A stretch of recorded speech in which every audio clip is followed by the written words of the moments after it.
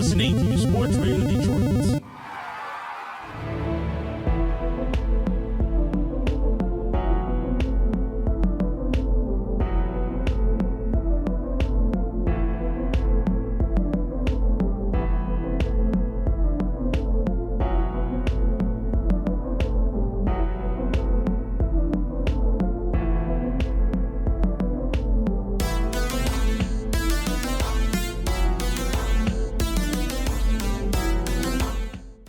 Hello, and welcome once again to Grave Discussions.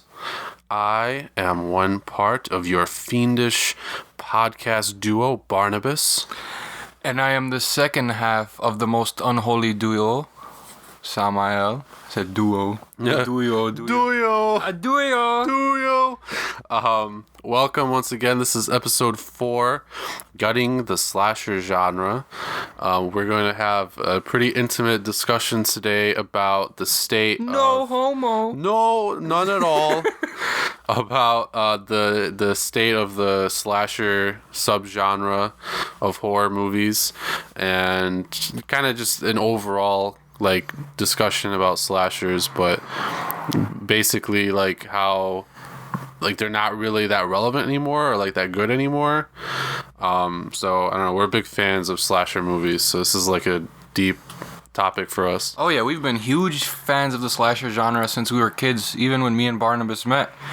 We were both at the park, and I was wearing a Jason mask, and he was wearing a Ghostface mask from Scream, and I was like, who the fuck is this guy? I'm the guy around here that chases kids around with the mask. You like slashers too? Yeah, I like Jason, I like Scream. Oh my god, me too! So you can understand that we're pretty passionate about this topic for people that have been watching this since we were 7 years old, 7 years old, and me and Barnabas have been hanging around each other a lot lately, the past year more so. We just recently, started hanging out a lot more. We've been friends for a while. But, I suffered an injury, so he came and visited me every week. And each week we would watch a horror movie for the most part. And, we would kind of discuss the horror movie as it's going on because, we both like the technical aspects of horror movies and, the whole feel of them. And, it brought us to even making this, podcast. It's yo, bro, Barnabas had the opportunity to make this podcast, and he asked me if I would like to tag along with him. And now we are finally on the episode that I've been dying, pun intended, to talk about. Yeah. It's been a long time coming. We've been kind of alluding to slasher movies over the last 3 episodes with Victor Crowley and stuff. So yeah, we're really passionate about the subject. Slashers are some of our favorite horror movies of all time, and they're kind of the building block of the horror genre in general. I mean, what's scarier than some crazy ass huge guy bursting into your house and killing you, especially if you're a teenager or something. For real. Imagine remember those days those of you that are in high school or well past that, imagine those days in high school. You're going somewhere with a bunch of friends, you check out an abandoned house, and the people that you've known for the longest just start getting murdered all in front of you. It was kind of intriguing to me when I was a kid. It wasn't more so the blood and guts that kind of drew me toward the slasher genre or to the horror genre in general. I think it was just the atmosphere of the movies, our same way, our need to be loved. Humans have this need to be scared. We have to have that fight or flight response when there's really no danger.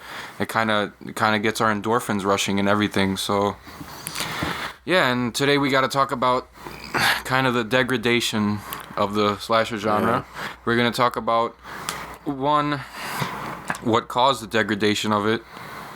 2, who's to blame. 3, what can we do about it?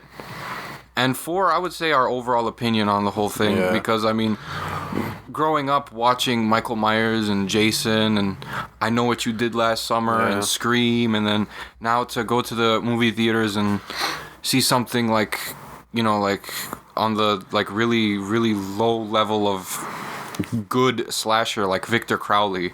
After watching every single Jason, Michael Myers, Freddy, the majority of the 80s slashers, and then watching the Victor Crowley remake and its sad attempt at money grabbing and We're going to discuss all of this today. Shark jumping, money grabbing, and all the stuff that bothers us. Everything that's wrong with the horror genre. How Hollywood ruined the horror genre. Let me say that one more time. Hollywood ruined the horror genre.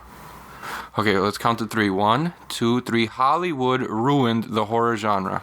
Okay, just needs to get that off my chest. No, I can agree with that. But we're going to talk about, like, the good in the slasher genre right now. Oh, yeah. Too, of course. I mean, there's shining lights, you know, in there. You have to dig. You really got to dig. You have to dig. You got to be like a dog. Yeah, you have to dig the shit out of it. Yeah, just dig the fucking shit out of it. Pretend you buried a bone years ago, and now they only release shitty flavored bones, and you're like, where's that good bone I had all years ago? So you dig that up, and you eat that shit. Yeah. Yep. And that's what we're going to do today. We are going to eat that shit. We're going to eat the bone. Yeah. Pause. Dun, dun, We're not gonna eat shit on this podcast. Yeah. Even if we did, it's not like you'd know. Yeah, exactly. Oh man. So that's coming up in our main segment. We've got the usual kind of stuff lined up today. We're gonna go over the trailer of the week. I'm excited for that. That's a good one. Hopefully a good one. Yeah. I mean, you never know. Like I said, Hollywood. Right. Hollywood tends to upset us. It's definitely gonna be like a bigger movie. I'm trying not to get my hopes up, even for something like that. Yeah. Especially with like all these new releases. Like I think like, I don't know, nowadays where the horror genre is going, like everything seems like a money grab. Yeah. I don't think there's much thought put into these movies. I think, you know, they find a mediocre writer and then they just wing it. I think that's what all these horror movies seem like they're winging it. That's what's been pissing me off. Like, the plot doesn't seem like well thought out, and it seems like the focus on every single movie, like, there's not a focus on emotion. It's mostly a focus on the story and a focus on like the characters in depth, and then they end up dying anyway. I mean, that's not like a bad thing, though. No. You know, but you gotta have something that like is gonna get people's attention and actually be like relevant and good. You can't just talk. You can't have a shitty story, and you can't have shitty characters, and that's like all you focus on. You know? Yeah, and nowadays, like, you'll see one of like these horror movies nowadays, like there will be a really big amount of character development and backstory, and then everyone just gets butchered anyway. It seems sort of like what's the point? Anticlimactic. Yeah. If you're gonna do that, then fuck it. Just like go back to the roots. Just have a bunch of kids in a car driving somewhere. You know, they like talk or whatever, but that's it, and then they just get killed. Like, yeah, man, we don't need no in-depth explanation of every single character that's about to be butchered. Like, I don't care what Jim does on Thursdays or how good he is at solving puzzles if he's just gonna get his head turned 180 degrees and snapped. Like, we know what you're trying to do, so you know you don't have to go into this like 30-minute tirade with like flashbacks and shit about what Susie's mom did when they went to get ice cream. Like, it doesn't fucking matter. You know? It seems like the character development now is just filler in the movies. That's what I think. Anyway, so we'll see about this trailer. We've got a great movie lined up for you with The Cult Corner that is kind of tied into our main segment. It's a slasher movie that we both enjoy a lot. And then we've got, of course, the chopping block at the end with a film that we just watched like a few hours ago. So we're going to get into all of that. But first, we've got all the horror news that's coming out recently. Bum, bum, bum. Yeah. This is exciting. Yeah, we've got some. This one, crazy news. This one is great. You wouldn't have expected this unless you follow horror really, really closely. This one we didn't even know about, and we're always on point and on time with all the news. And this one just came out of nowhere. It seems March 21st. Yeah. Is that today? Yeah. Holy shit! That's today. It is today. So just announced today is basically a reboot of a classic horror villain, Leprechaun. Dun dun dun! Shout out Warwick Davis. Yep. However, it is not Warwick Davis. Not this time. Nope. They are bringing back Leprechaun, which, well, let me first start off by saying they technically tried to bring back Leprechaun, sort of, with that Leprechaun Origins garbage. I don't know if you saw that. No, but I saw where they took the motherfucker to the hood and shit. Like, Yeah, but that was still like part of the normal. Like It that was, but it was. Yeah, I don't really count those. It was still Warwick Davis. It was still Leprechaun, but it was like, come on, really? Yeah. And they made 2 of those motherfuckers too. Back to the Hood. Why? Why'd you even go to the Hood in the first place? Where he really saw the guy in half. I think that was fucking part 3 or 2. Yeah, part 3. I Because think it was part 3. where the fuck did part 2 take place? Oh, I don't remember. Because part 1 was in that forest or whatever. Yeah. If I remember with correctly. Jennifer Aniston. It's been a second. Yeah, it was part 2 or 3, but I really like that one. But anyway, but no, there was like a couple years ago, it was called Leprechaun Origins, and it wasn't like directly tied in with the original films with Warwick Davis. But I think that they were still trying to... That was a shark jump movie for sure, because they were trying to market off that brand. But the leprechaun was like this like weird looking like monster. Like it didn't look like a leprechaun. It was just this like creature thing. And the movie was trash. So forget all about that. This is like going back to the roots of that series. Yes. Actually bringing back the leprechaun character. But it is not Warwick Davis. It is Lyndon Porco. I've never heard of him. No disrespect, but I've never heard of him prior. No, me neither. But apparently he stars in the sci-fi original series Channel Zero, which I've been meaning to watch. But yeah, that's like if you haven't watched Channel Zero, it's like it's kind of like an anthology series on sci-fi. It looked creepy. I've never seen it, but he is a star in that show, and he's the new Leprechaun. So yeah, so the new Leprechaun is actually going to be done by Sci-Fi, which makes sense because like Channel Zero. I think this is going to be a straight to Sci-Fi type of movie, right? Probably, yeah, because that's what they usually do. And this is going to be, according to this, 25-year later sequel to the original Leprechaun. Nice. Yeah.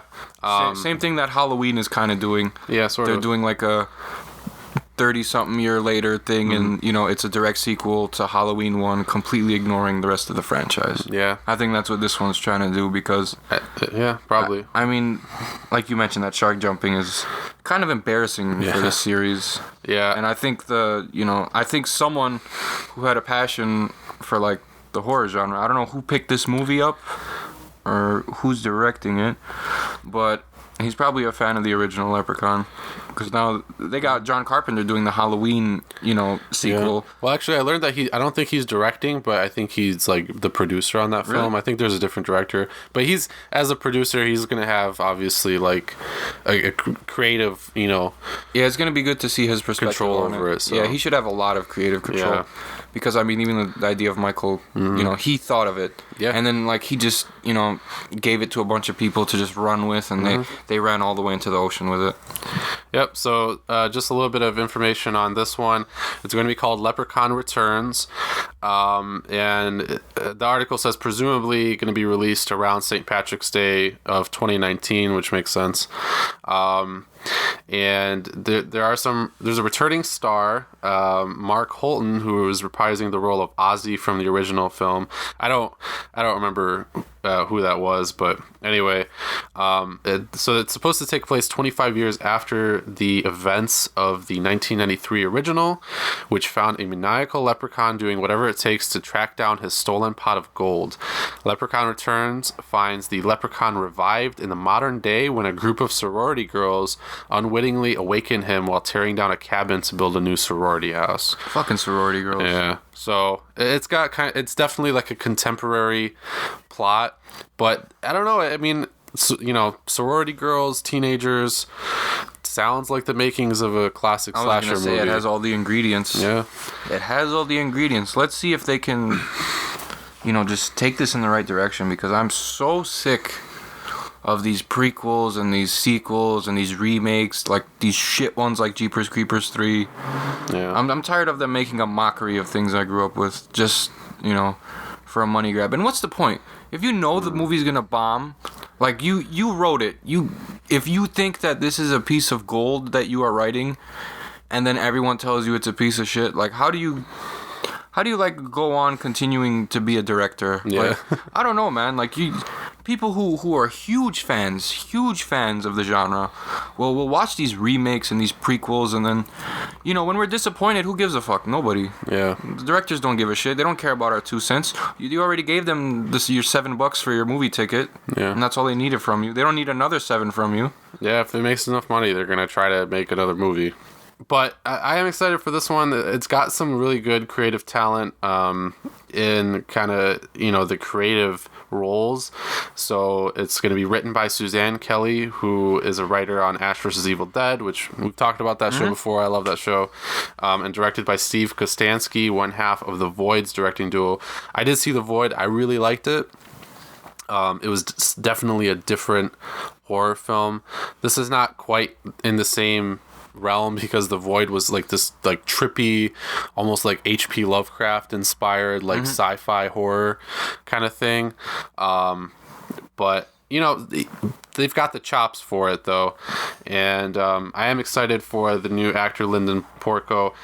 There's a teaser for him as the leprechaun up already. You can see that on YouTube, and we were both pretty impressed. Like, he looks good as the leprechaun. He looks creepy. He really resembles Warwick Davis, other than the contact lenses he's wearing, and he looks more evil in this. He does, yeah. Like, he actually appears to be evil. Like, I mean, in the original one, like, he has like the long nails and like the weird teeth, but he just looks like your goofy little leprechaun. Like, people even walked up to him in the movie, "Hey, little guy." No one's gonna walk up to this motherfucker and be like, "Hey, how's it going?" No, this thing is clearly a demon. Like, he looks super creepy, and his voice is definitely different, and I think it's going to take me a little while to get used to his voice. Yeah, it's going to probably take me the first 30 minutes of the movie to get at least the 30 minutes of straight him like him being in the movie for me to get used to him. But hopefully it's not one of those movies where the build up is like 50 minutes and then we only see 20 minutes of him. I don't think so, because like the original series is like, so it just gets right into it. Yeah, he appears in every single shot,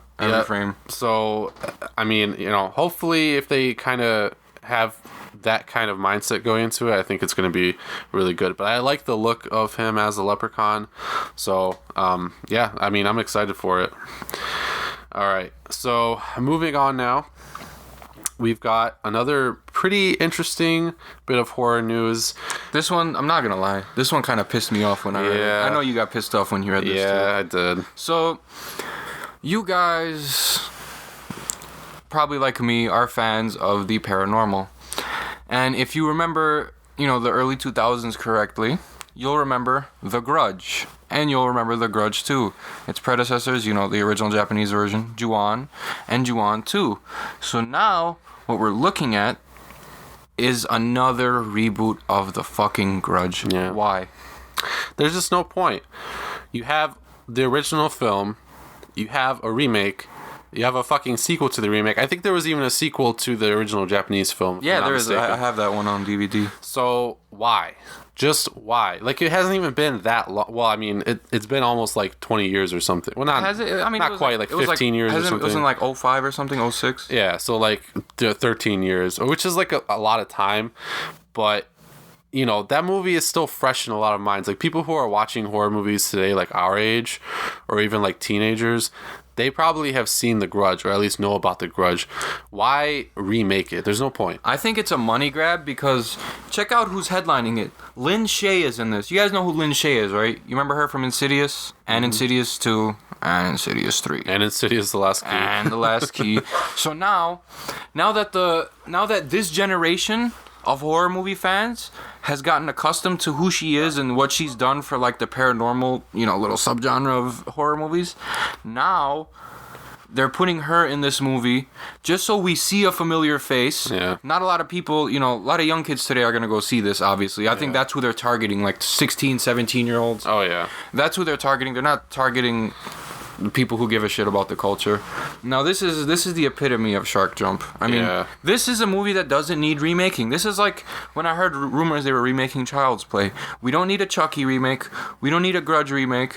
Imagine how pissed we're going to be in 13 years when Insidious gets remade or rebooted. Honestly, it probably is going to. Or like The Conjuring. Yeah, that's going to... There's no fucking point. No, there's no point to any of this. It's all a money grab. Yeah. And that's well, I don't want to get too deep into it because I just want to give the news. But that's a thing with like Hollywood. You know that some exec is like sitting in their fucking like golden chair in their boardroom, you know, eating fucking gold covered grapes or some shit. Pretentious fruit like a fucking pear. His like Asian servant is like bringing him like those giant ass like chicken legs or whatever. Yeah, man, you know, seriously. He's like, you know what we need? He's high as hell off like fentanyl. Like he's like, yo, you know what we need to remake? We need to remake The Grudge. Everyone's like, you know what, Jeff? Why don't you take a seat? Like, take a seat, Jeff. I know you're the boss and all, but it is up to us to you know, calm you down when you're talking crazy. But The Grudge, out of everything, we just had Rings, all right? And no one wanted that. I haven't seen it, but nobody wanted it. It was not that good. Ring 1 was memorable, okay? Yeah. The thing about these movies being so memorable is that they didn't have 84 sequels. Yeah. The Ring had what? Ring 2, and now Rings, right? Yeah. And then Grudge had, you know, The Grudge 1 and The Grudge 2. And now we need The Grudge again. Like, so... It's so stupid. People just gotta get out of this mindset like, oh, you know what? It's been like 12 years. Let's bring it back for the mainstream audience so we can make some money. No, there's no fucking point.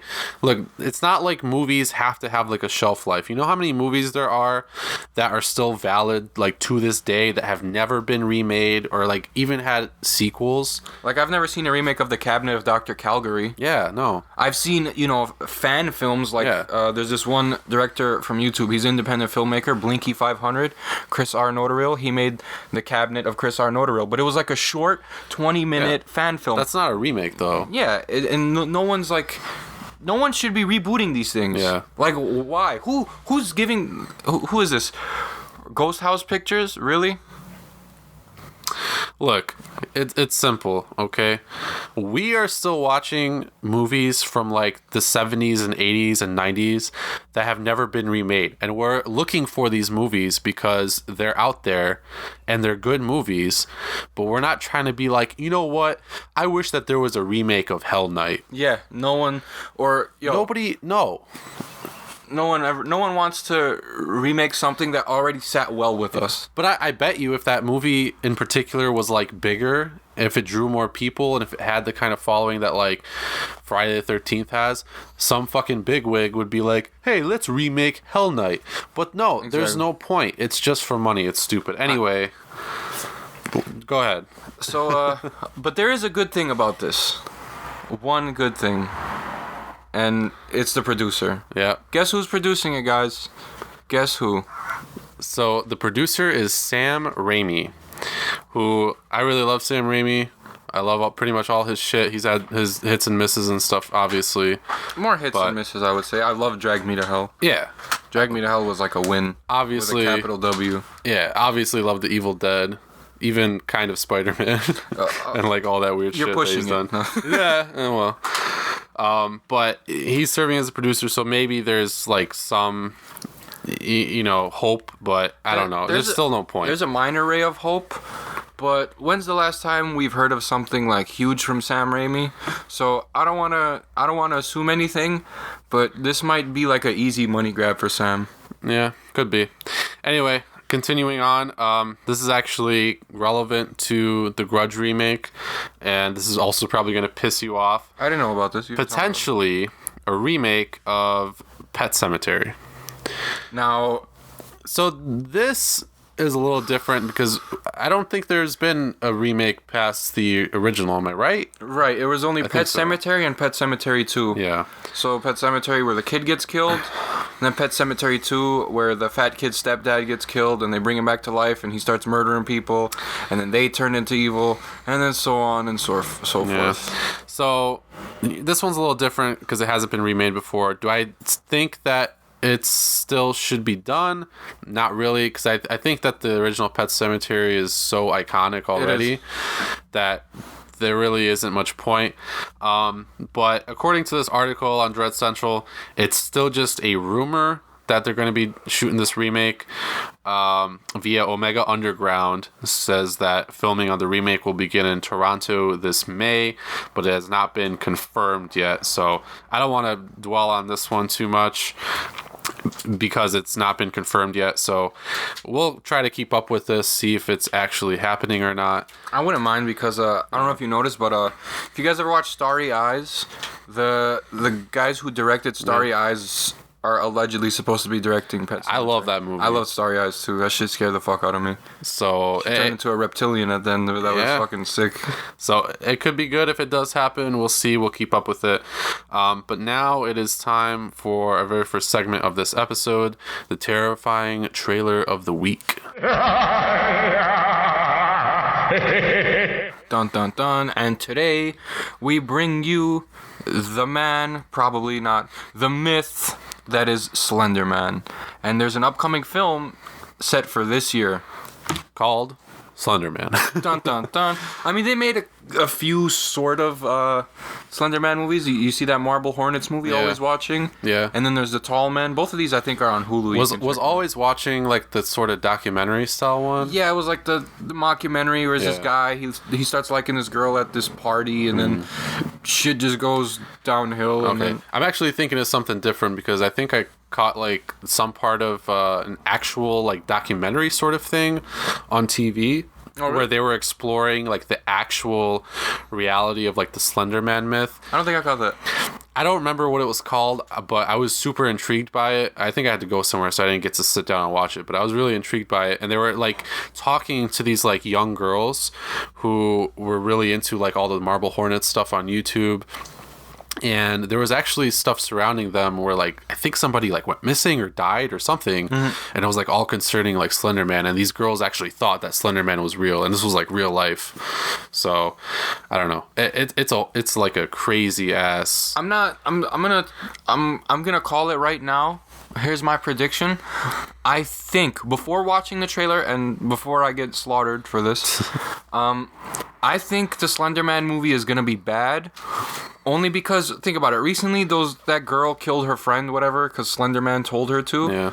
So now I think this is just kind of like capitalizing on like on the myth and all the like the real life events of like mental illness that's cycling through our society, with the whole people actually believing in this myth of this Sumerian demon with no face, you know, like.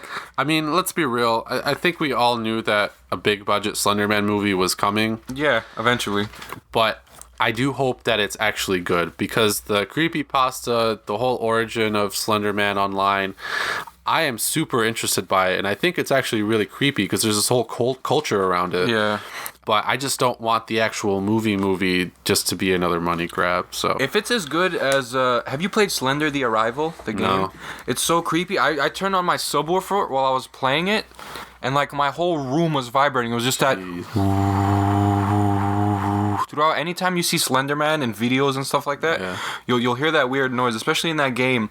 And like that, if you can get your hands on Slender the Arrival, it's like $3. You could get it from like, I don't know, the Microsoft store or the PlayStation store.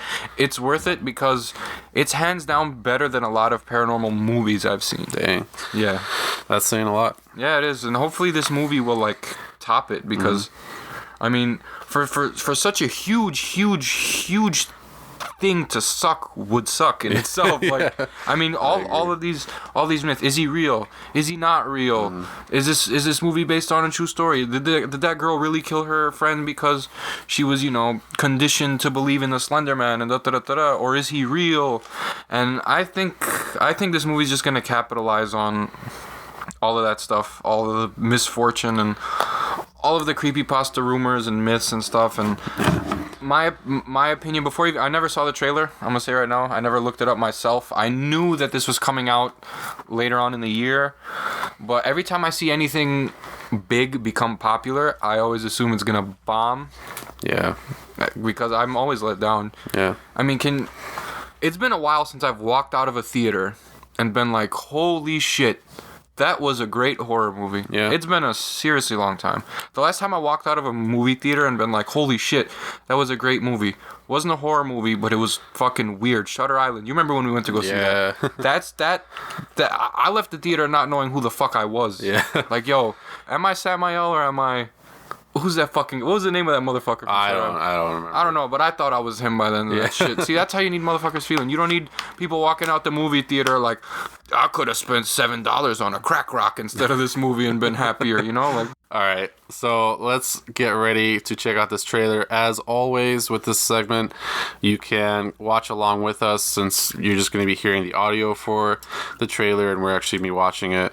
Or you could not. You can go fuck yourself. Whatever you want to do. that works too. I'm not going to tell you how to live your life. All right, here we go.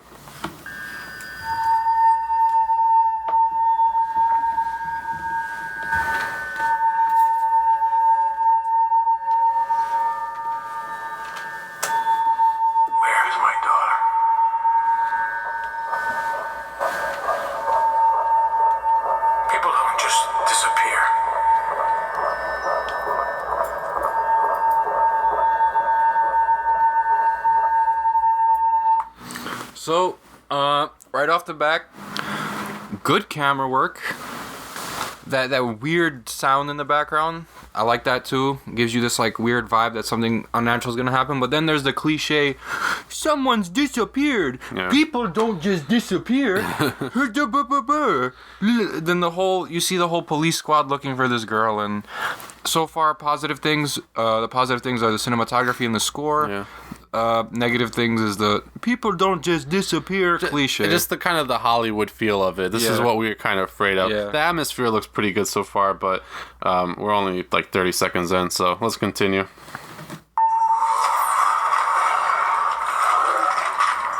That was kind of Evil Dead-y. Yeah. I like the dolls. Yeah. That was sick. Gets in your head. Like a virus.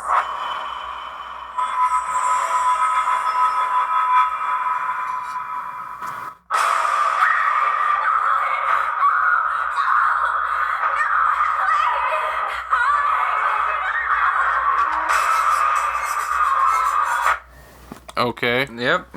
so kind of cliche so far. Yeah, pretty cliche. Once he gets in your head, he's like a virus. We've heard that in so many movies. I mean, that's kind of typical with the whole Slender Man mythos anyway. But I feel like this should be a trailer for like The Ring.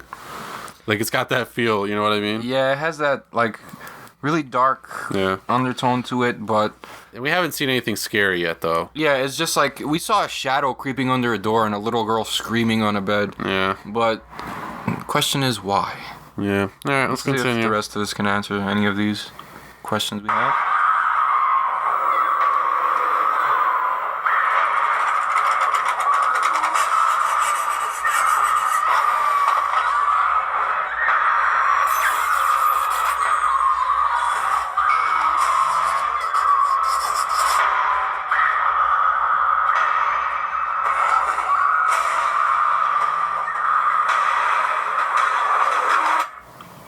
Ew. All right. I would have slapped the shit out of her. The fuck? Yeah. So, I mean, that was kind of interesting. I get it because I think the whole thing behind Slender Man is that it's supposed to kind of like if you see him, He like he like overtakes you. influences you to like just do like violent and terrible shit. So I kind of get like where it got that from in this trailer. But it kind of seems like your typical Hollywood I don't know. money grabbing That's what I horror was gonna movie say. at this point. That's what I was gonna say. It's all a cliche. Even in the trailer, you see flashes of people, having seizures or whatnot, and then bugs crawling on their face, and then a girl in a bathtub with hair that's 7 feet long getting her hair brushed. Like, what the fuck is going on? You can't just show us weird shit that just happens to happen after Slender Man shows up, and be like, yeah, this is great. I don't know. Hopefully, we see more of the actual monster Slender Man in the movie. I mean, we didn't see. We saw Shadow. We didn't see him a lot in like Marble Hornets, but when we did see him, that was freaky as shit. Yeah, man. He was just. There's a lot of scenes actually where they don't point it out with like any creepy music. You could see him in the background. Yeah, those like are in every shot. those are like my favorite shots in those. Because it's just creepy, like he's just in the background. This doesn't seem like the creepypasta Slender Man. This is Hollywood Slender Man. This is Hollywood Slender Man. Let's finish up the trailer and then we'll give our final thoughts.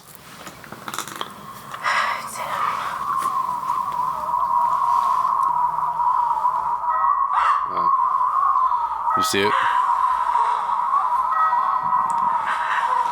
Let me guess. Now she turns around and he's there.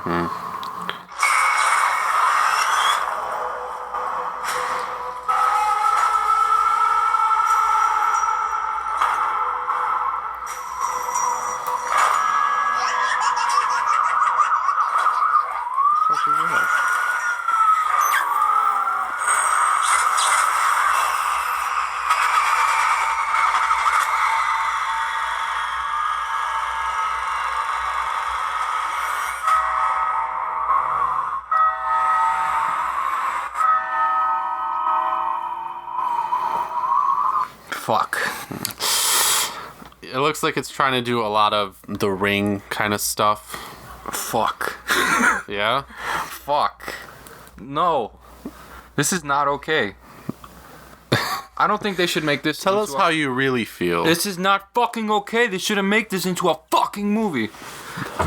I was like slightly like 1% excited when I saw that shadow. The first clip though, yeah, when I saw the shadow, Yeah. but see, in any of like the mockumentaries, in the video games, even in like the creepypastas, like when they're describing it, you're not hiding behind the tree because he sees you and then you pop out and then he's watching you from the back. As soon as you arrive to said location where he's at, you're walking around and he's already in the background just staring at you. You don't notice him. He's just following you. But this one seemed to allude to the fact that like you're running from him and you can't get away because at the end we are Slender Man, and it seems like He's a stalker monster kind of thing, and that's and it showed him attacking in the thing, like he grabbed the woman by her like throat. I don't think he does that. No, he just, I mean, when you even in the like games and in the movies, he never really hurts anyone by himself. You just kind of see it He from makes their people hurt perspective. each other, like he did with that girl when she stabbed herself. Or like he just makes them go crazy and then they just die randomly in the forest, like from malnutrition. You know? Right. What is this, bro? I don't know. I'm gonna call it right now, since this looks kind of like that typical Hollywood movie.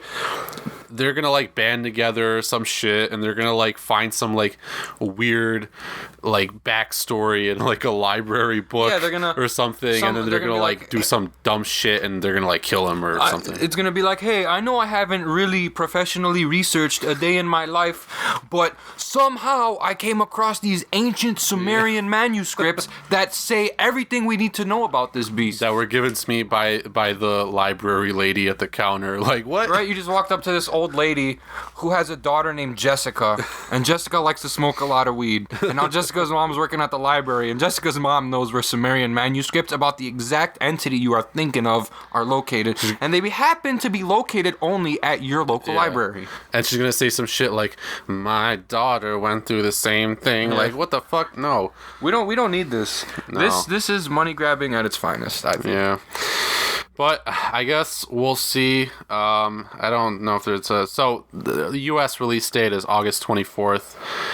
Hey, maybe they've got some time. Go back and do some reshoots and fucking make it a good movie, you know? Yeah, bro, seriously, because that trailer looked terrible. Yeah, it did. As soon as he's inside of you, it's like a virus. Blah, blah, blah, blah, blah. Cue seizures. Everyone's having seizures. Now there's a girl in the bathtub walking backwards and doing all this shit. We don't need like mindless creepiness. Yeah. There needs to be substance. There's no substance in these movies. No. You directors seem very uninspired. Yeah, I think that they are. All right, we're gonna move on. Check out the trailer for Slender Man. Let us know what you think. Personally, I don't think we're very impressed by it. If you're like 5 years younger than us, then I don't give a shit what you think. Yeah. Seriously, I don't care what some fucking 17-year-old. I think it looked like a good horror movie. Learn what cliches are. All right, that whole trailer was chock full with cliches and like. Let's be real. That 17-year-old's favorite horror movie is probably like the Purge, but the sequel to the Purge. Yeah, the fucking what's it called? Election Year or Anarchy, whatever the fuck. Whichever. They shark jumped too. I only watched the first Purge, and then when they're like, "Hey, there's a sequel," like, nah, I don't want to see what. I thought they already ended the Purge after like murdering those people. Now we got another two. I don't even want to get into it. Moving on. The next segment that we are going to discuss is, of course, the Cult Corner. Womp, womp, womp. So for this episode's Cult Corner, we're going to kind of discuss a slasher that I feel is very, very low key, but that we both really liked. And it's going to be kind of a nice lead up into our main discussion about the slasher movie subgenre. And for this episode, in the Cult Corner, we're going to talk about Valentine. Yeah, but you weren't expecting that shit, were you? You heard of Valentine? Who's that guy from Angel? David Boreanaz. Look at that. Let me see. Boreanas. You guys know who that motherfucker is. The guy that. No, that's a Z. It's a Z at the end. David Boreanaz. Oh shit.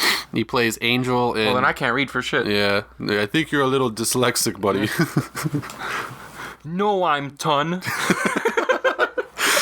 So David Boreanaz, who played Angel in Angel, and who also played Angel in Buffy the Vampire Slayer, is one of the main stars in Valentine. But all joking aside, this was actually a great slasher This was movie. a really, really good movie. I rented this from the local video store when I was like maybe... I would say I was in 3rd grade when I saw this. This came out when I was in 2nd grade. I watched it like a year later. 2001. Yeah, my sister, she went to, the video store. She rented it. We popped it in the VHS. What do you know about that? If you don't know what a VHS is, don't listen to these shows, okay? Yeah, we don't care about your opinion. That's so fucked. No, we do. Like, if you're if you happen to be like a 17-year-old kid who's like, but Black Christmas paved the way for a lot of slashers and even led up to. It's like, yo, you don't even gotta talk anymore, okay? I understand. You know your shit. Yeah. Like, but if you're like, what's a dumb ass horror movie? Oh, fuck. Name anything after 2008. Yeah.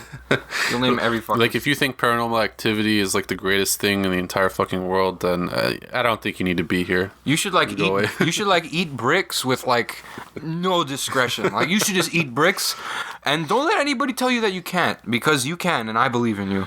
There you go. There's some inspiration. Some positivity to this angry show we've been having today. Thanks to... That's our quota, though. No more inspiration. Just negative, nihilistic shit from now on. We're just nihilists. We don't even... The Earth is flat. Oh, no, all right. All right. We draw the line there. That's where we draw... we draw the curve. We draw the curve there. You son of a bitch. So... Valentine is a classic slasher movie from 2001. I never even heard about this movie until Sam just kind of like told me about it. Yeah, I was surprised you didn't know because like, Barnabas is a guy who knows his shit.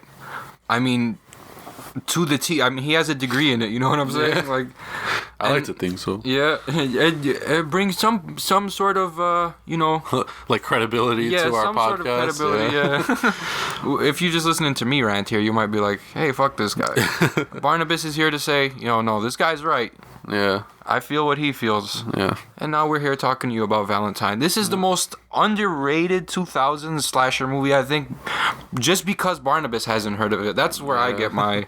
That's why I think. It is very underground, though. I mean, when you think of, like, early 2000s horror movies, you think of, like, The Grudge, and you think of all that other shit.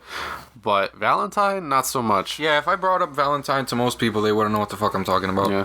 It's actually got kind of a big cast, though. I mean, David Boreanaz, and then Denise Richards. I think we all know who Denise Richards is. We all know who Denise Richards is. She plays the main girl. And also Katherine Heigl is in it. Like, I didn't know that. I was like, damn, it's Katherine Heigl. I remember when we watched that. So, I mean, it's got a pretty big cast, but, it wasn't...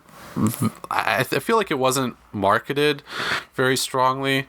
Probably didn't really go to theaters. Good thing, otherwise we'd be watching a remake this year. Probably, yeah, exactly. Damn. Shots fired. Shots fired.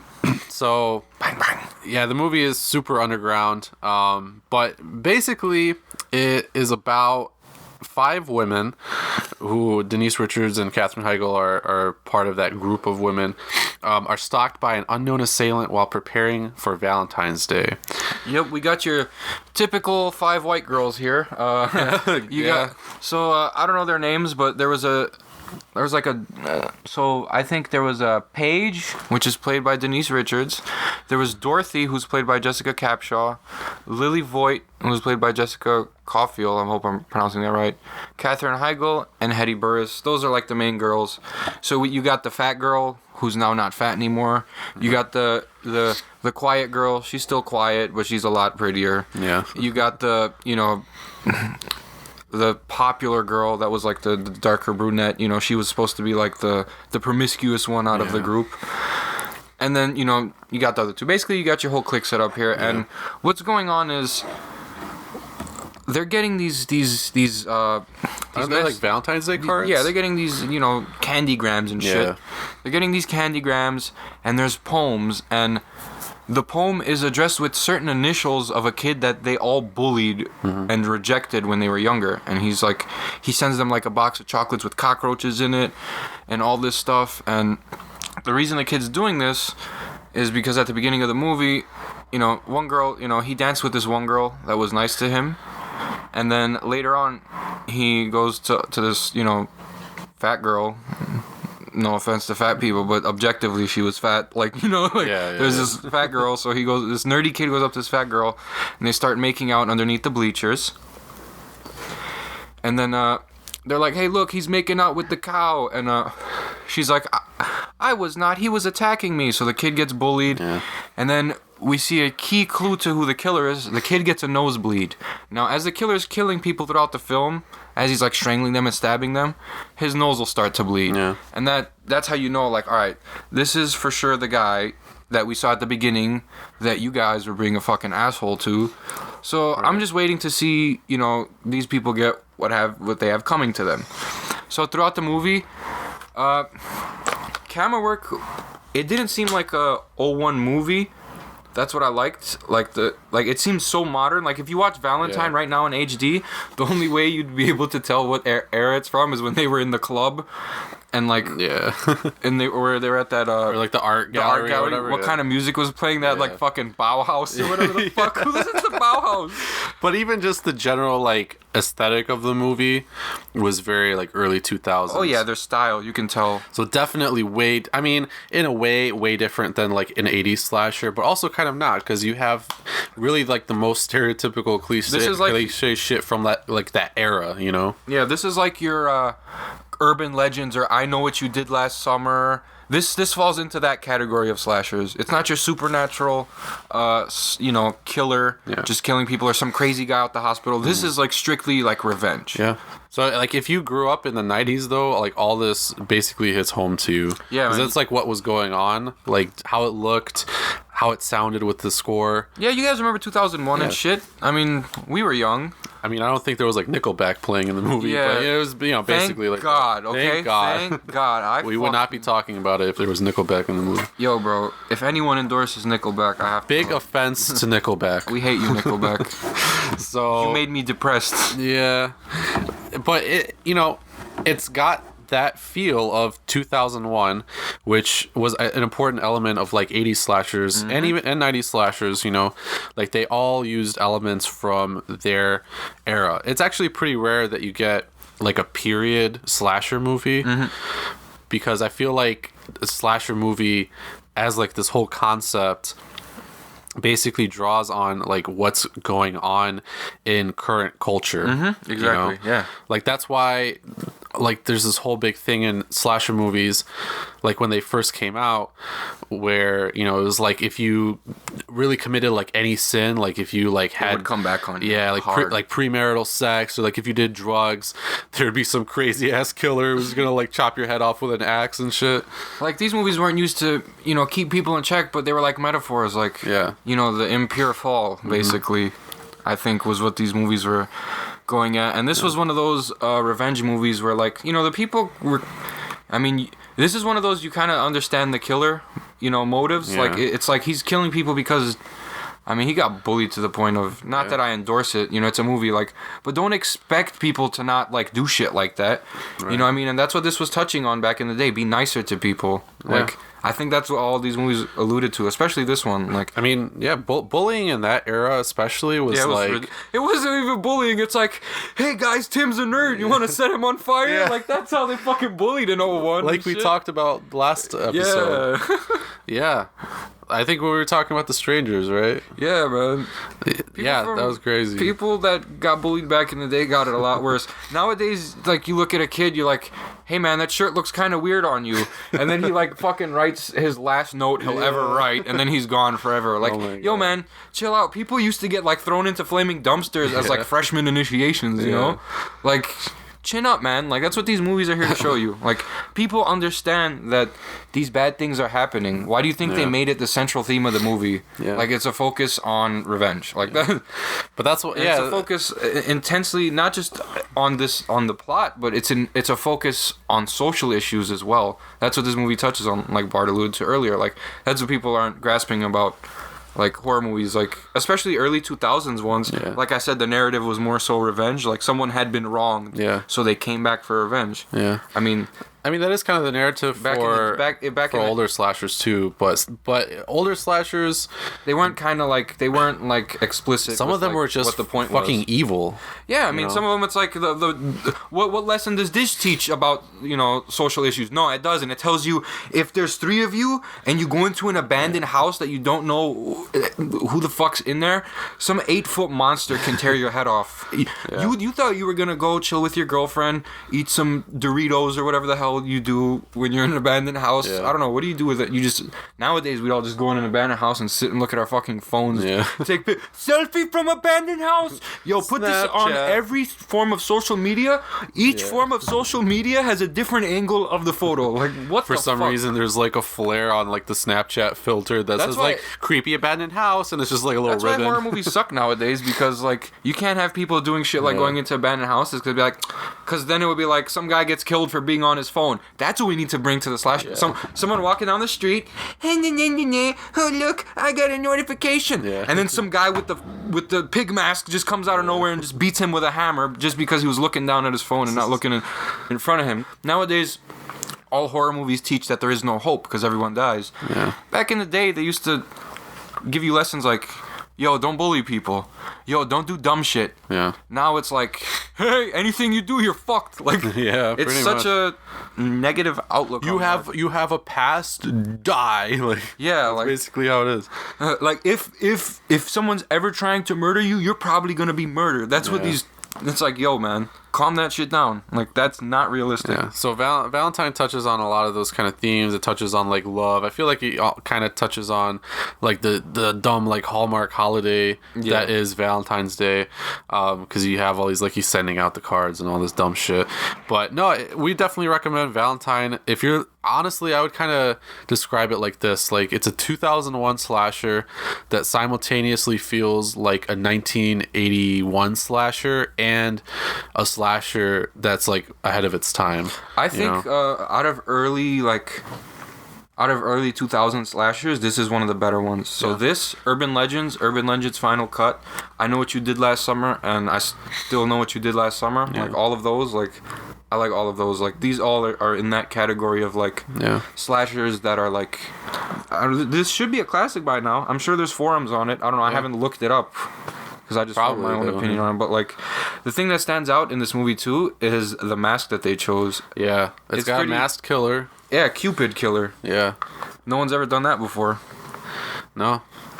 I mean, My Bloody Valentine, but it wasn't a Valentine killer. It wasn't a Cupid mask. Yeah. You know. So yeah, this was really original. It's got an original killer.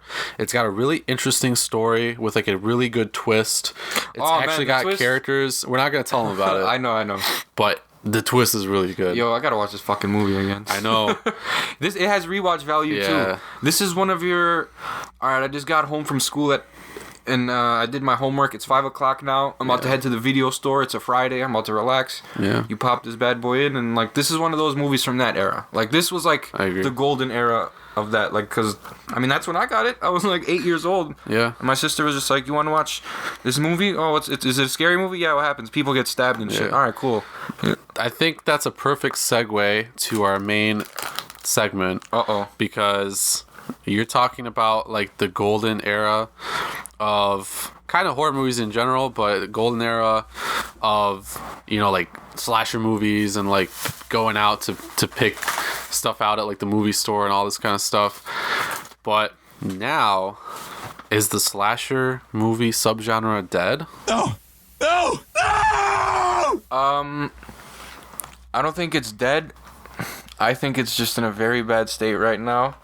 What kind of gave me some sort of hope is The Strangers Pray at Night. After we watched that, I was like, yo, some directors can still make good slashers. Yeah.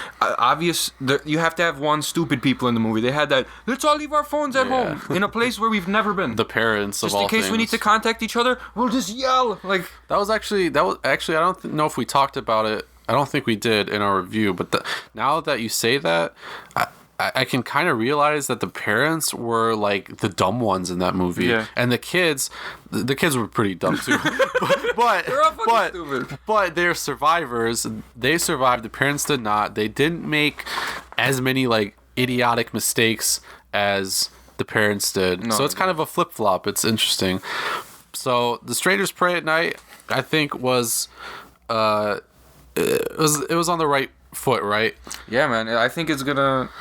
People need to step their game up. I think if I was a director who was directing slashers, if I've ever directed a slasher in the past like 5 years with this trash that's been coming out, aside from like how long ago was the Hatchet movies? Oh, that was like late 2000s is when it started. Okay, so not including those. So there hasn't been a good slasher in a minute. I mean, probably if we like thought about it, we could probably think of like a really good slasher from like the last 5 years, but I don't know. It's hard. I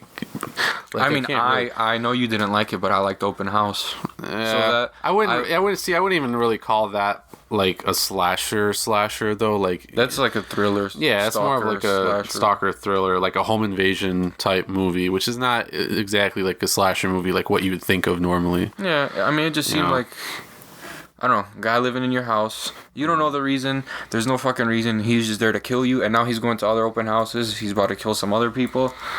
I think that was good. Like, no, like they didn't elaborate on a shitty story, and like the character development was there because like by the end of the film, I really didn't want the mom or the kid to die. Obviously. Yeah, I think that's fair. So like the movie made you care about the characters. Yeah. But it was also a no-hope movie. That's what was missing from, like, it being, like, a true, like, classical slasher movie. Yeah, I can agree with that. But, yeah, I mean, I'm sure they're out there. But as far as actual, like, real slasher movies go, like, shit that you would think about when you think of a slasher movie. Yeah, when I over, like, the last, like, 5 years, there's not really anything, like, relevant, When I think slasher, like, when someone's like, name a slasher... Obviously, first two, I'm going to say Michael and Jason. Yeah. The killer from Sorority House Massacre. Yeah. Would you count... Texas Chainsaw Massacre, obviously, so I would count Leatherface. Yeah. Ghostface, Chucky, Freddy. No modern movies come to mind when I think, like...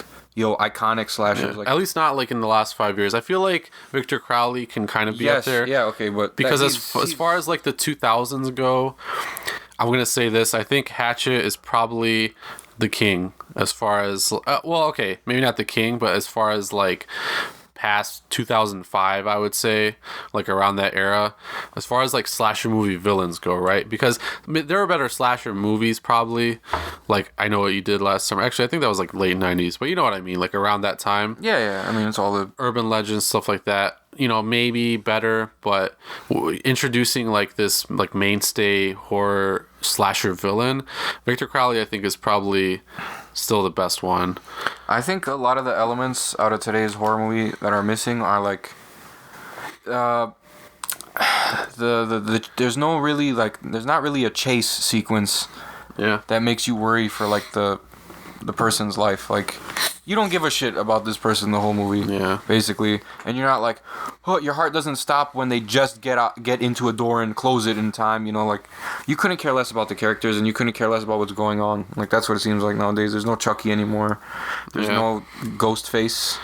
Well, Scream 4 came out in 2011. But see, that's the last time we had a really good. But see, slasher. That's the thing. Yeah, I know what you mean when you said that. But technically, those characters are still around, but they're around in the form of sequels and remakes. Yeah, that's another reason why the slasher genre died out or is dying out.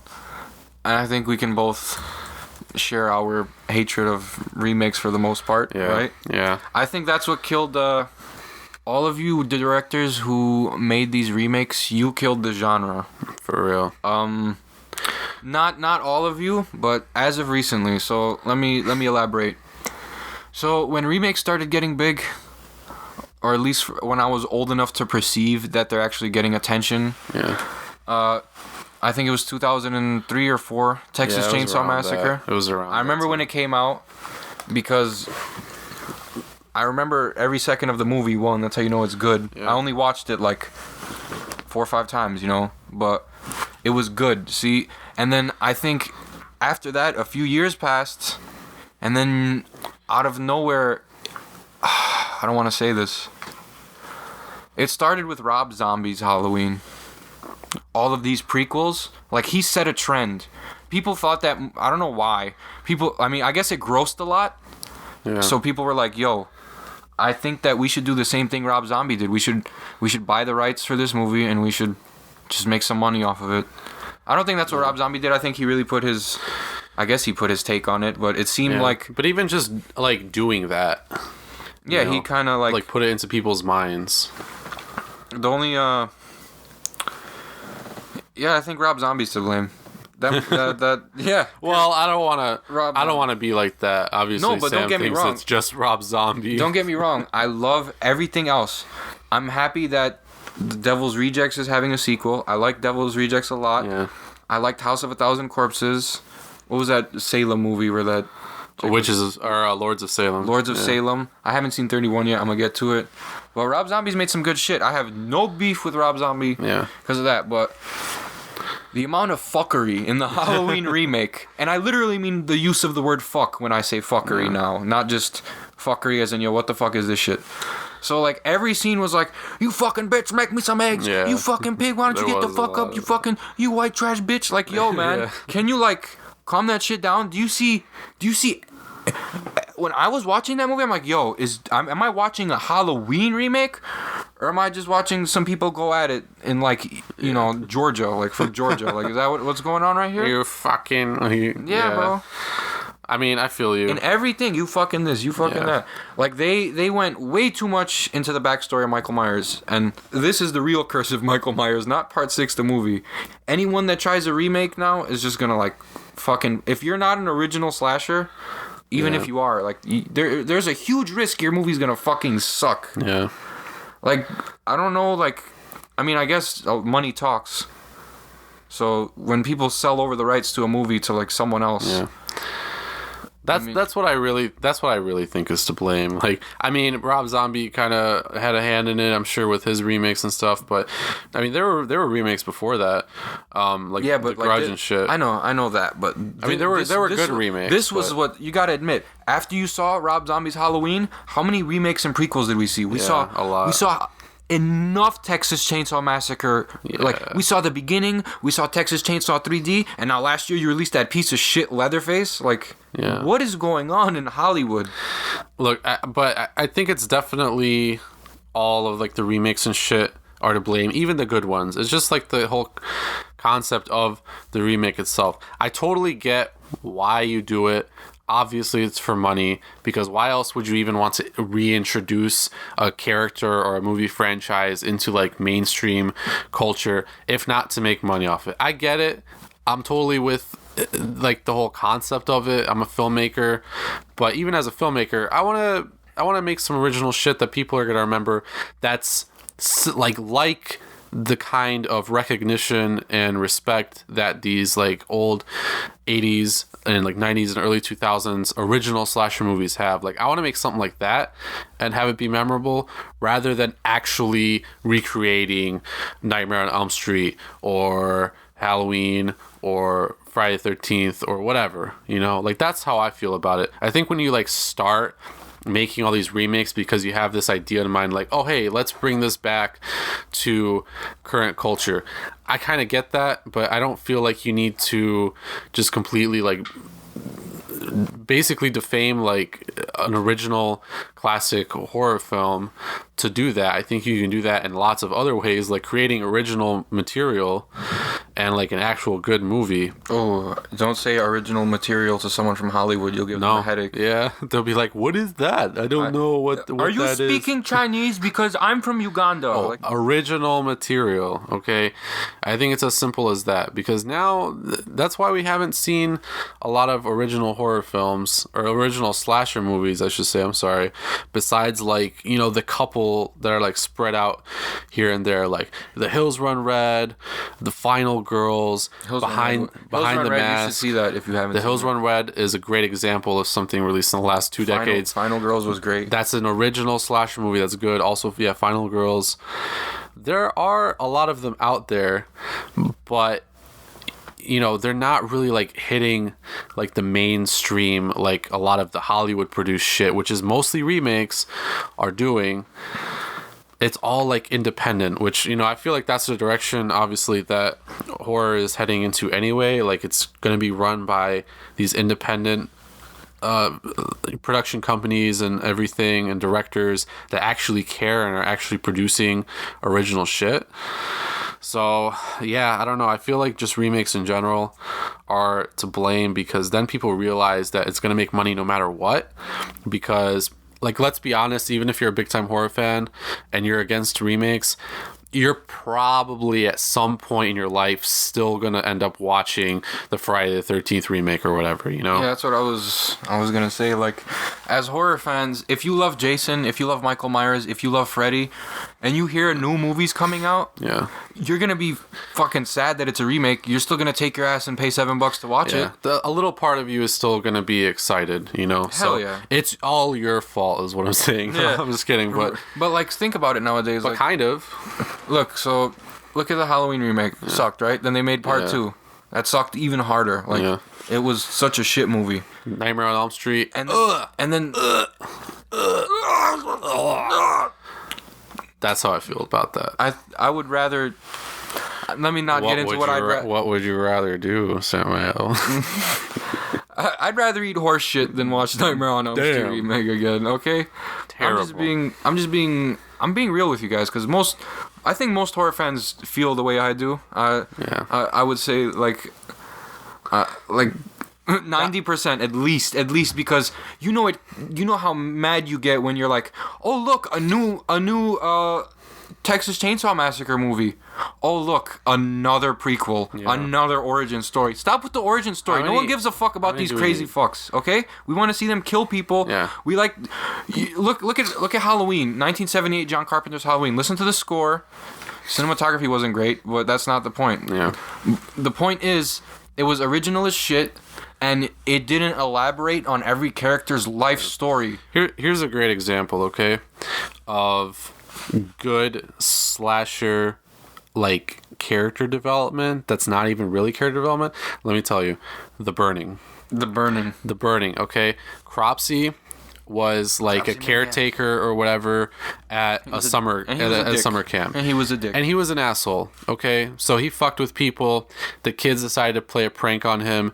They burned him in his bed. They thought he was dead. He comes back as a fucking deformed psycho killer who kills people with garden shears.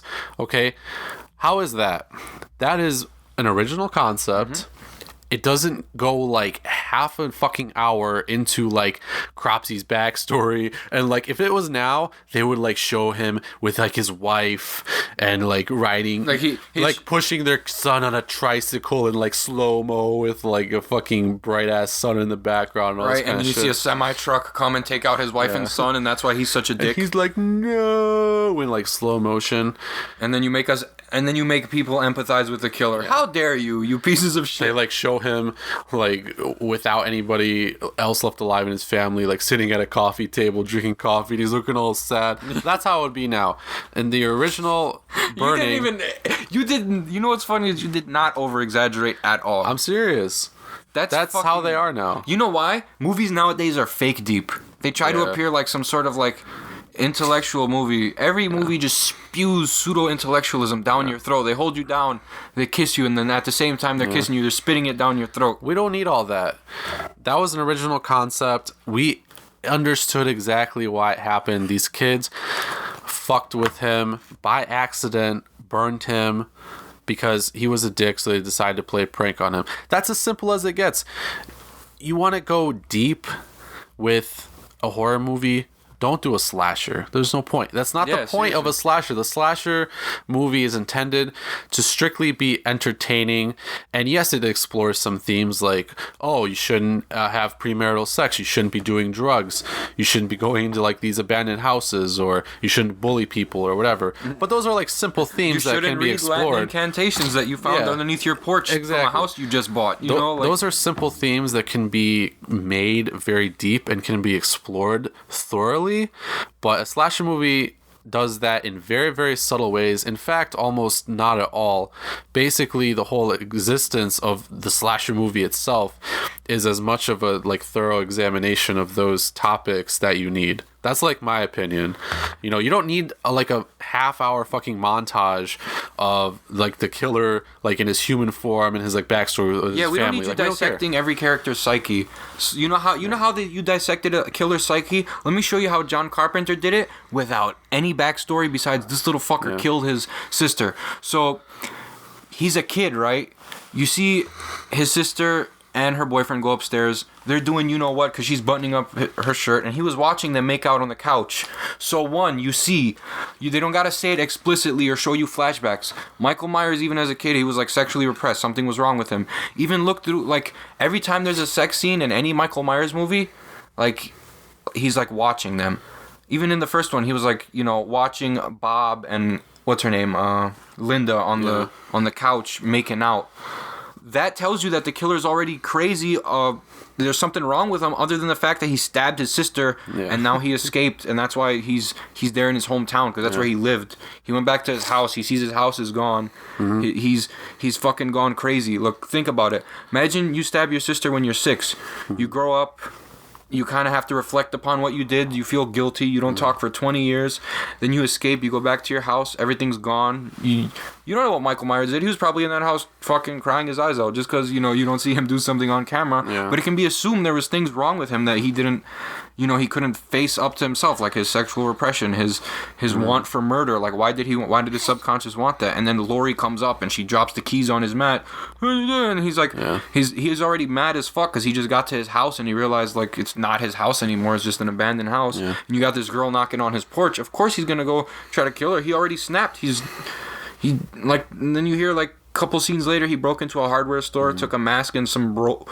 He took a mask, some rope, and knives. And the sheriff's like, "It'll be okay." Yeah. You see, that's that. What could it be?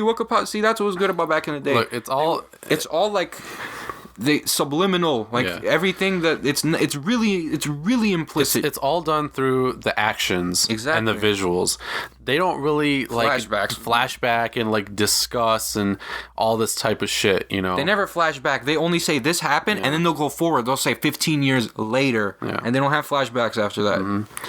So. I think that the formulas are all screwed up nowadays. Yeah, I think the current like slasher movie mindset is all fucked up. Like, you're trying to go way too deep. Don't make a slasher movie. It's supposed to be entertaining. This is gonna sound fucked up, but I just want to see some dickhole like 17-year-old kids get butchered. Okay, yeah, bro. That's all I want. You ever go to a liquor store and some asshole kid like bumps into you and he doesn't even say sorry? You're like, and then you just think about like the Friday the 13th movies, and you're just like, man, I wish you were one of those kids that just met up with Jason's mom so she could have just. All right, listen, FBI, don't come get us. We're just talking about movies. Yeah, bro. We're passionate. Okay, that's it. Right. But seriously, that's how it starts. But seriously, that's what's missing nowadays. It just needs to be more simplistic. Like, stop with all that like fake deep shit. We don't need all that. Be original. Stop fucking making remakes. Okay, we listed off a lot of good original horror movies of like the past like 2 decades, but like as time progresses, we see less and less and less of them. We just see shit like Victor Crowley. Ugh. I don't need to see any more of that kind of shit, okay? I need to see original stuff. Bring back the masked killers. You think that's what kind of like was the straw that broke the camel's back on our irritation with the slasher genre? I think so, I think that's when we like started going into like rants. Yeah. We're like, yo, we need to talk to someone about this. Yeah. So this is our rant to you guys. But, I mean, that's basically how I feel about it, I want to see stuff like Scream again. Actually, so some gems. Hills Run Red, The Final Girls, Behind the Mask, and actually a lot of those movies now are like meta films. Like you guys need to see Behind the Mask, though. so The Rise good. of Leslie Vernon. It's so good, but they're meta movies. They it kind of like Cabin in the Woods. So if you've seen Cabin in the Woods, that's exactly the kind of movie that I mean when I say meta. Okay, it's conscious of itself. It's conscious of horror culture, of old school horror culture, basically the whole horror genre in general. It's conscious of all that. It plays on it. Behind the Mask, you actually, like Michael and Jason and Freddy and all them like exist in that world, and we just follow like a masked killer around and like learn how he does what he does. Exactly. The Final Girls is kind of that same way. They're like transported through a movie screen into like basically Camp Crystal Lake. It's like a ripoff of it, but that like cliche like campground with the masked killer with a fucking machete kind of thing.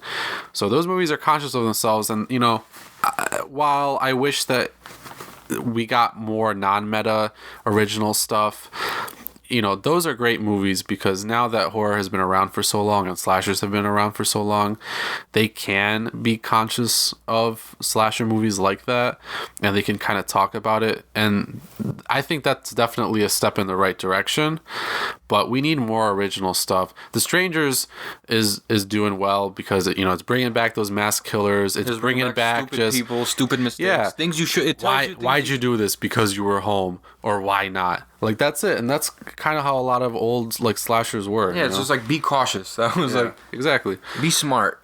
But like Scream started it with this meta stuff too. Yeah. So I like seeing all of that.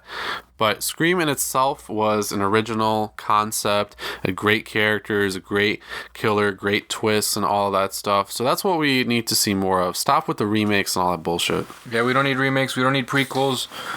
I don't give a fuck what this masked piece of murdering shit did in his childhood to justify the fact that he's a murderer. Even though I like watching him do his work. Yeah. Even though I like watching him, give people what they deserve. Yeah. He's still a murderer, Yeah. We shouldn't I don't care about his backstory. Yeah. But we always have to know what happened to someone. We don't need to feel sorry for him. Yeah. We learned about what happened to Cropsy, but we still knew that he was a dick, and we still wanted to see him get his, even though he was a cool character. And, but we need to see more, stuff like that, more good, like, original kills. Fire your writers. Yeah. Fire your writers. You know the masses hate remakes, and yet every movie like that's a slasher that's remade, it's like when they're thinking about making the movie, hey, you want to make another Leatherface? Yeah, what should it be about? You want to do another prequel? Yeah, fuck yeah, let's do another prequel. But it is partly all of our faults too. Stop buying that shit. Stop going to the movies to watch that shit. Stop buying the VOD. Stop streaming it. Don't do any of that stuff, okay? We do it because we have a podcast and we have to review that shit. Yeah, man. But here we are telling you not to go see that shit. Hey, you fucking, if you hear a movie shit, you go stream that shit illegally. Yeah.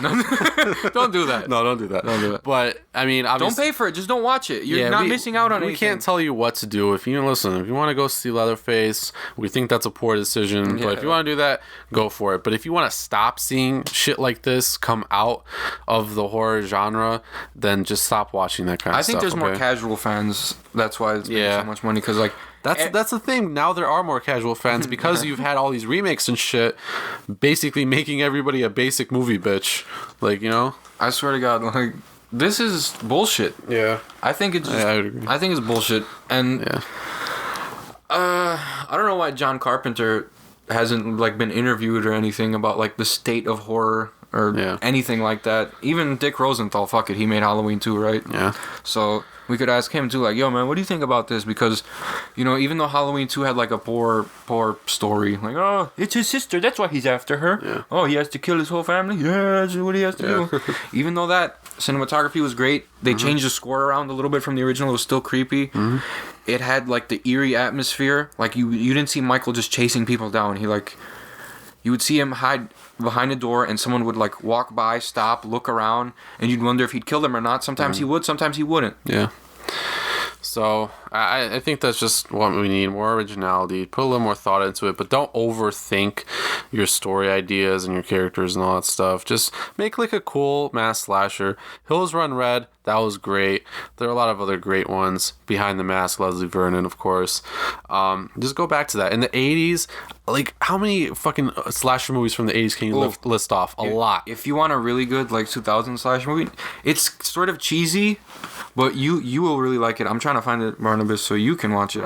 It's called Cutthroat. So, basically, as a movie is getting filmed, people are getting killed on the set, and this is early 2000s. So this is one of the first movies to actually do that. So I saw a movie like that, but I'm not sure if it was called Cutthroat. I think it was called Final Cut. I know what you're talking about. We watched it recently. Oh, okay. Yeah, with this one's different. Yeah, Black Masked Killer. This one came out, I think, the same year. Okay. But yeah, if you want to watch a good movie, watch Cutthroat. It's like a classic, like, motive-filled slasher, where the slasher isn't a supernatural entity. He's just some, like, dickhead. Yeah. I mean, that's what it kind of comes down to, and that's what it should come down to. Well, that's a good suggestion, Sam. Yeah, there's a lot you can watch that's good over like the past 2 decades, but it's just been slowly dying. So just stop it, okay? Just stop. We want to see more movies like we saw from the 80s and the early 2000s. I was gonna say, if you are thinking about making a slasher just because like a lot of people, like a lot of old heads are gonna like just buy it, even the new ones. Oh, slasher, scary. People are just if you don't want to let it do good, then let it live. Don't make it die. Yeah. Let it live on as a gem. Don't let it die being a crappy remake, and then like after the remake everyone hates the whole fucking series and shit. Yeah. Like we need 18 remakes per movie. We need the same actor in 4 of them, and then for some reason between those movies we need a different actor playing that same guy. Like, stop it, bro. Yeah. Like, but look, that's the thing. I can list off like probably 30 to 40 like slasher movies from the 1980s, right? Like the 80s to 90s. How many can you even list off that many from like the past like 2 decades, just off the top of your head, like past the year 2000? The only ones I can think of, original, not sequels. Yeah, right? original. So like first thought out. All right, so from my recollection, I know most of you guys haven't seen Cutthroat. It was very, very independent. Go see Cutthroat. There was Valentine, which is post 2000. American Psycho with Christian Bale. Yeah. The First Strangers. Yeah. Hatchet. Hills Run Red. There are a couple like shorter ones too. No, I'm trying to think mainstream. That's why I'm saying like it sucks because I can't think of any mainstream. Everything's. Well, I mean, just in general, like, though. very low key. Yeah, just in general, though, like slashers, because some of those are like classics now, and they have become like mainstream. The Sleeper was good. The Sleeper. Yeah, I can't even think of that many more off the top of my head right now. I know they're out there, but that's the thing, right? Like if I was naming off 80s stuff. Like they're good, but they're not iconic. Right, exactly. They're not cult. Yeah. They don't contribute anything different that we haven't already seen besides, have like more retro concepts and filmography and all that stuff. Even like the stuff that you can think of, like Scream or like I Know What You Did Last Summer, that was like late 90s. Yeah. All their 2000 shit would come out in like, mid, or like there would be like sequels. It was a good remake though, Friday the 13th. That's all I'll say. That did Jason justice, but the ending, fuck you ending of Friday the 13th remake, okay? Because how are you gonna have Jason just get stabbed and then you don't throw him in the meat grinder and then he comes out? You already handed off the idea for a sequel to this, and who knows if the original director is gonna be the one to pick up on this? What if someone's trying to get the rights to that? They're like, yo, you gotta get it from this guy, and then he give someone else the rights, and then now they're making a Friday the 13th Part 2. Yeah. Now it's by a different director who incorporates all of these shitty modern slasher concepts into the movie, and then you just go home and you feel sad for spending $7 on the ticket and then $18 on popcorn and nachos. Yeah. When you could have just not wondered if this was going to be a good movie or not. You should have just known, because the past like 20 slashers that I've watched that came out in the past 3 years, out of 20, like 3 have been good. Yeah. So those are kind of our thoughts. We could probably talk about this for a long, long time still, but we're kind of approaching the end of our time. So we're going to move on to our very last segment here shortly, the chopping block. But, let us know what you think about the slasher genre right now. I think there's definitely potential, with movies like The Strangers and stuff like that for slasher movies to really come back and not just be dependent on nostalgia, basically, on sequels and remakes and shit like that. I think there's potential, but with the direction that stuff is going now in the horror community, I don't know. I'm a little skeptical, but hint, directors, be more retro. Hint, directors, be more retro. Yeah. Just be original. You can be retro. Just write a good script. Don't overthink things. That's it. So we're gonna move on to the chopping block. Let us know what you think. Maybe you can give us a few of your favorite slashers, especially if you have a couple like really good slashers that you like, that you think kind of counter our points from the last, I don't know, let's say 5 years or so. Yeah, prove us wrong. This is completely open to discussion. We love talking with you guys, and this is a very important topic to us, and I feel like to the horror community in general, because a lot of us grew up on 80s slasher movies. Like, that was basically what got us into it. So let us know what you think. But right now, we're going to close off this episode with the chopping block. So this episode's chopping block is going to focus on a foreign horror film that came out, I think, at the tail end of last year or something like that. But it's available now through streaming services. Primarily, the big one, probably Amazon Prime. You can go and rent it. But it's The Lodgers. So The Lodgers is set in 1920 in rural Ireland. So it's the English language. Damn, I just realized something. What? When modern films take place long ago, they're better than modern films that take place today. That is a lot of the case. The Woman in Black. Yeah, I was just thinking about that. That's like the first one that came to my mind. I can kind of agree with that. So this is a period horror film, and it's a paranormal film, which we were immediately drawn into because of that fact.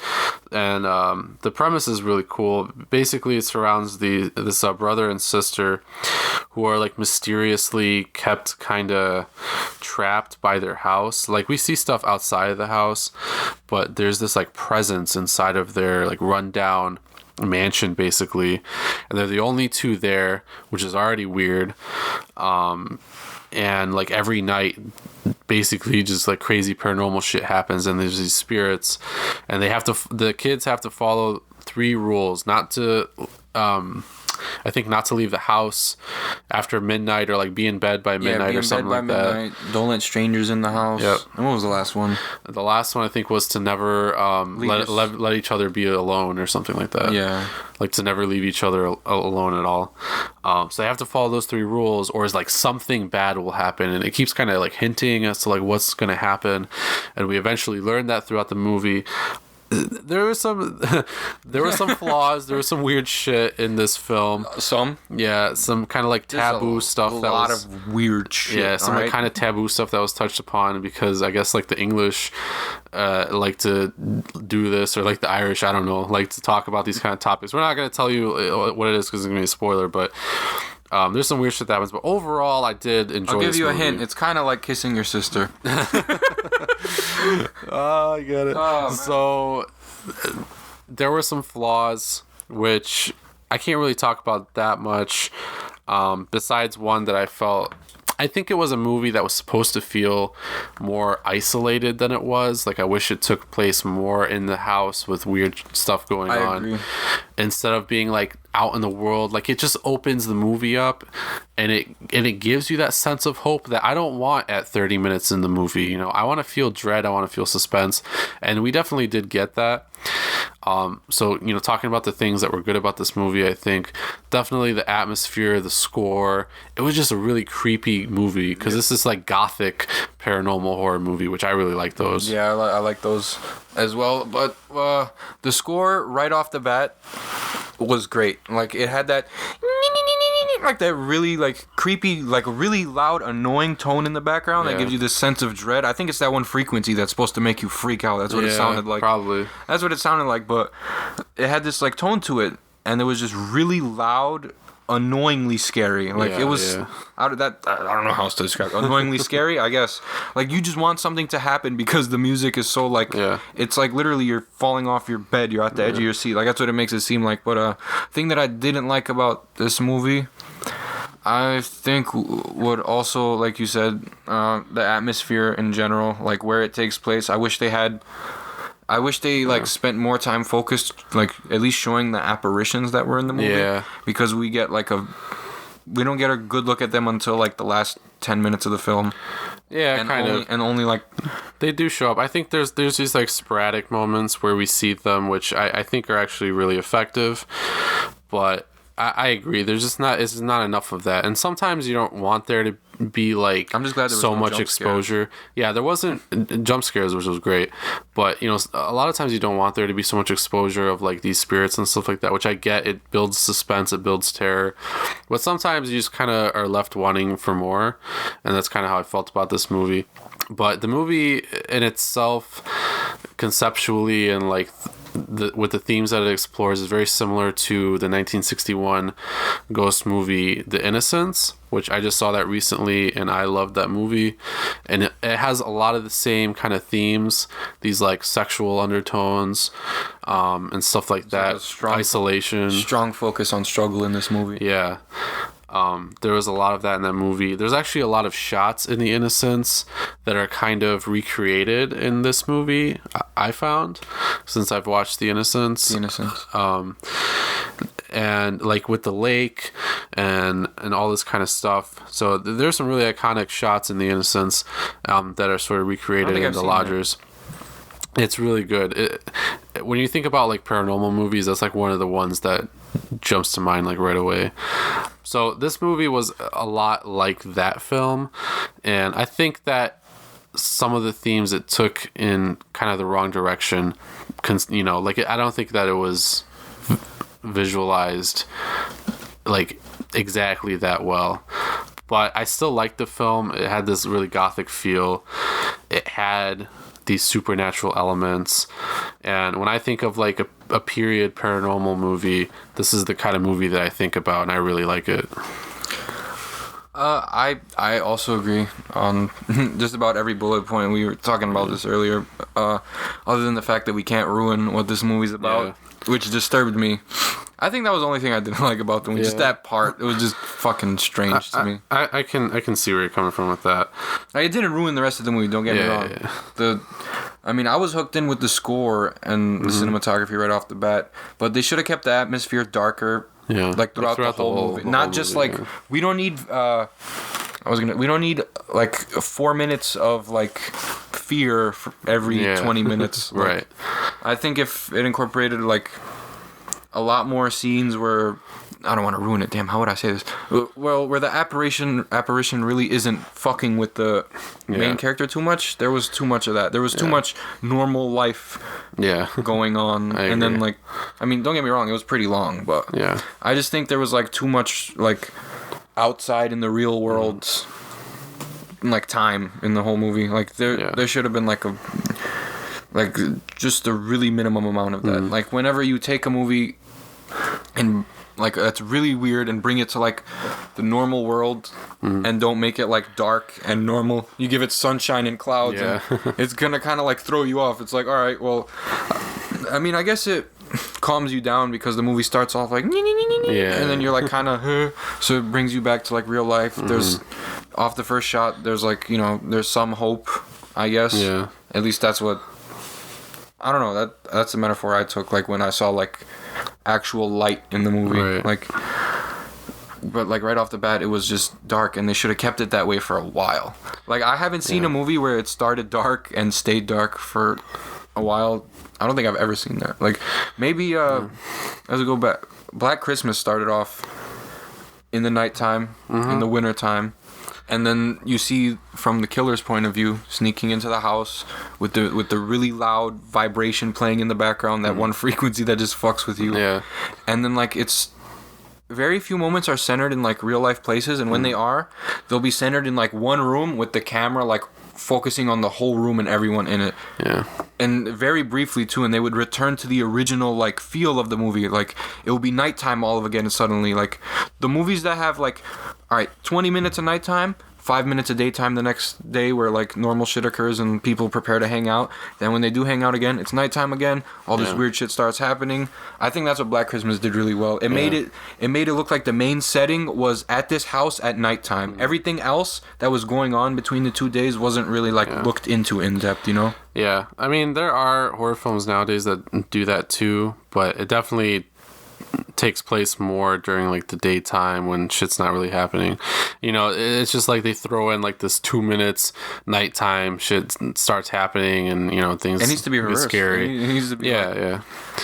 I agree. like very small transitions to the daytime, and then go back to the actual atmosphere and the place where the story presents itself. Like if it starts off in a dark house, and like it doesn't change to another scene with a dark house, you know, where the killer is stalking someone else or the apparition's haunting someone else, then there's like no point to it, bro.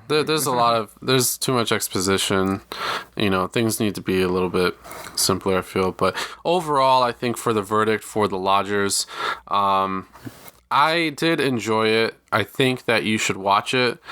Definitely if you can find it for free. If you're going to go the Amazon Prime route, if you want to spend the $7 on it, I would say probably you should only do so if you're like a big fan of paranormal, like gothic horror movies like The Innocents, The Awakening, Woman in Black, stuff like that.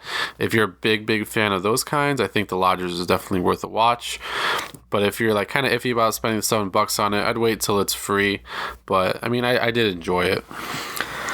Yeah, I was gonna say, I know there's a lot of fans of like demonic paranormal movies out there, like myself. Like I tend to prefer those. I know this wasn't really one of, like, not really demonic. I mean, though they did have like the black eyes and stuff, but no jump scares. Yeah, it had like a really good score, and overall was a good movie. Other than like why the things were happening, like or what caused these bad things to happen to these two people. Other than that, it was a good movie. I think it drags itself out a little bit too long. That's how I felt, but I would still watch it and come up with your own opinion, because I still haven't like let this movie fully settle because we just watched it. Yeah. But you should watch it. Form your own opinion. So far I don't know if I feel if it's good or bad. It hasn't like. Yeah, I can't really give like a rating even. Damn, that kind of should tell. Yeah. I mean, right now like out of 6, I'll give it 4.5.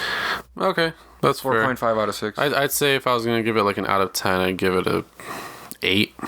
8? Yeah, that seems right. I think that's fair. We just gotta let it sink in, because like we finished the movie, and then like not too long after we were like, yo, we gotta do this. Yeah. So I don't know. You gotta let everything sink in. Some movies you don't feel the intensity of them like right after you watch them, and that doesn't mean that they're bad. That just means like you still have to process everything. And maybe you didn't. I don't know. I didn't understand the whole story like fully, or like why the ending happened, why it did. Like I don't want to spoil the movie. That's why I'm like just stammering on. But basically, watch this movie and watch it. I wouldn't say good or bad. I would just say watch it. That's how I would form my opinion this week. Just watch it. Yeah, it's not chopped though. You should definitely. Yeah, it's not chopped. It's not chopped. It's good. So that's our discussion of The Lodgers and the chopping block, and that's pretty much the end of the episode there. I know that this was a bit of a longer episode because we got into some like deep topics about horror, like in general, like in Hollywood and shit like that, and we talked a lot about it. Anytime I think about like the degradation of horror or slashers, it brings up other bullet points that just pop into my head that I have to discuss. So that's why I totally get that. But we thank you for sticking around with us, and we hope that we entertained you and made you think. That's really what we want to do. We make you have an open mind and really think about this shit if you really love horror. So yeah, I mean, that's pretty much it. Next week we're gonna come back at you with episode number 5. Yes. So stay tuned for that. As always, thank you to Sports Radio Detroit for putting us on. And thank you, Roger Castillo. Yes, thank you very much. And thank you to all of the listeners as well, of course. Let's keep the downloads, the plays going, and so we can bring you more Grave Discussions action. Apart from that, though, I am Barnabas. And I am Samael. And tune in next week to Grave Discussions.